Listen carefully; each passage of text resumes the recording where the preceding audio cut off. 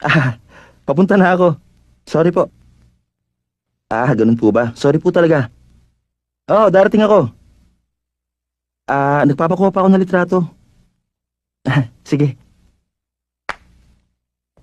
Pwede na, sir. okay. Huwag kayong gagalaw. 1, 2. Ang gusto ng mga magulang ko anak na babae, kaya pinalaki nila ako na parang isang babae.